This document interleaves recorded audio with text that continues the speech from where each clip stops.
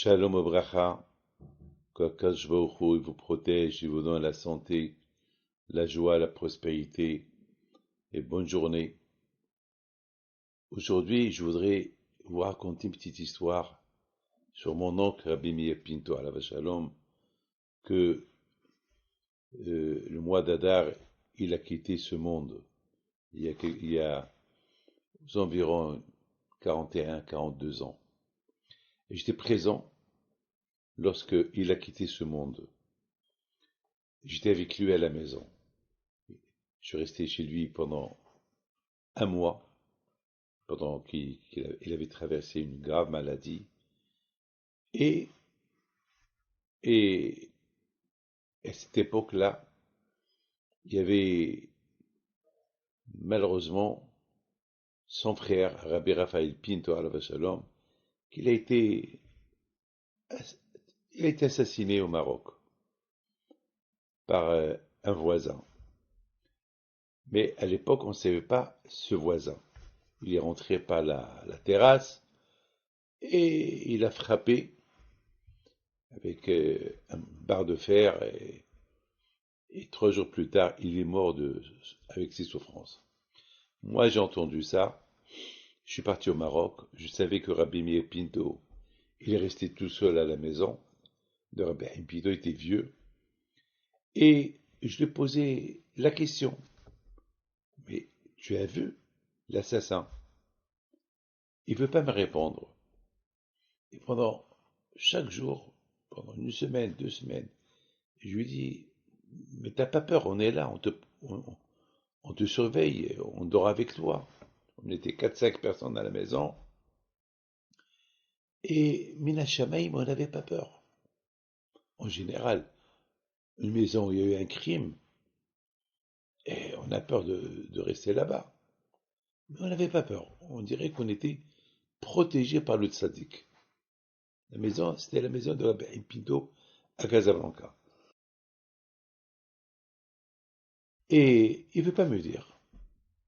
Bon, un jour, je lui dis, Rabbi Meir, eh, tu sais que je ne peux pas rester avec toi tout le temps. Un jour, tu vas être obligé d'aller dans la maison des vieux, parce qu'il n'y a personne qui va rester avec toi dans cette maison. Et à Casablanca, il y a une maison des vieux.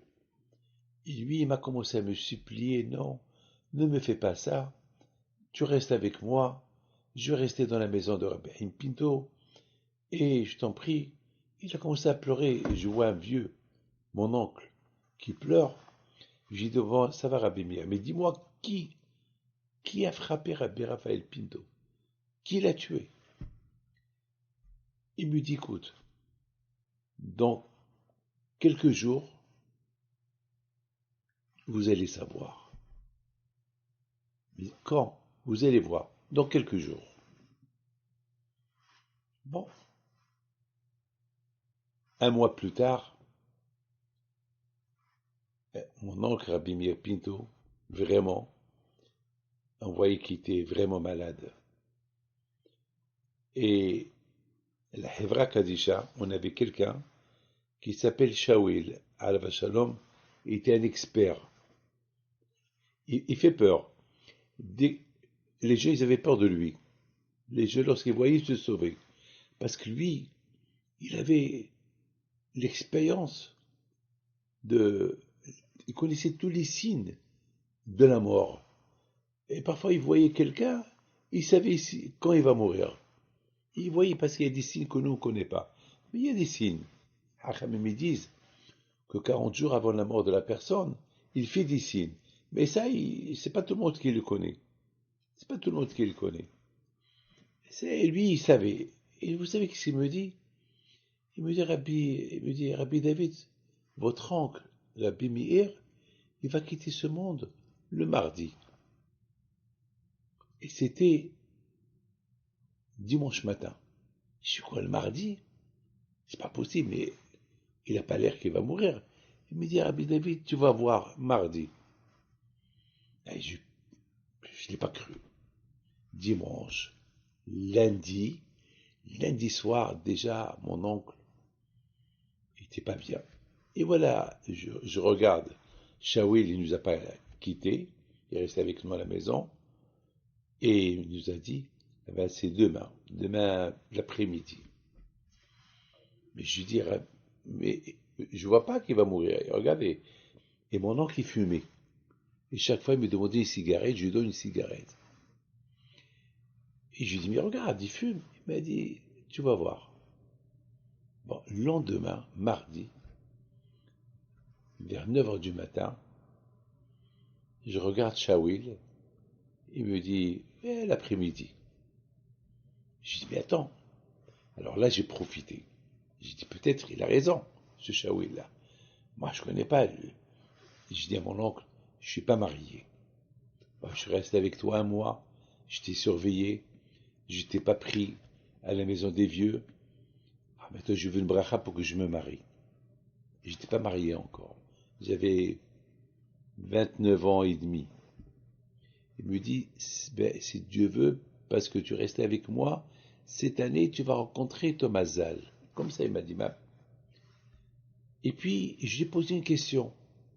Je lui ai dit, Rabbi Meir, tu vois Rabbi Haim Pinto ici à la maison? Il regarde le plafond. Il me dit, oui, ils sont tous là. Ils sont tous là pour m'accueillir, pour m'accompagner. Il me dit, donne-moi une cigarette. Je lui donne la cigarette. Après, il me dit, donne-moi ma guitare. Il avait la guitare. Avec quoi il faisait les pilotis, il chantait. Il était très fort. Il avait le violon, il y avait la guitare. Et je lui donne la guitare, et il faisait... Il n'a pas chanté. Après, je lui dis, alors, qui a tué Rabbi Raphaël? Il me dit, aujourd'hui tu sauras. C'est de la folie. Là, il me dit, aujourd'hui, mais c'est qui? Il me dit, je ne peux pas te dire. Mais aujourd'hui, tu sauras. Vers 3 heures de l'après-midi, voilà, Rabbi Meir Pinto Alav Shalom, il a commencé à faire les signes. Et là, j'entends Shaouil qui commence à lire la lecture des morts. Et pendant qu'on lui faisait Shema Israël à mon oncle, Rabbi Meir Pinto, la police est arrivée, ils ont arrêté celui qui a tué Rabbi Raphaël Pinto. C'est de la folie. Comment il a vu ça? Comment il a vu ça? C'est Saïd Sadikim. Cette semaine, c'était Saïloula. Que sans zéroute, Rabbi Meir Pinto soit avec vous et que le bon Dieu vous protège. Il est enterré à Casablanca, à côté de Rabbi Raphaël Pinto, dans le cimetière où il est enterré Rabbi Eliaou de Casablanca. Le nouveau cimetière, pas le cimetière où il est enterré Rabbi Haim Pinto de Casablanca. Que Dieu vous protège. Amen.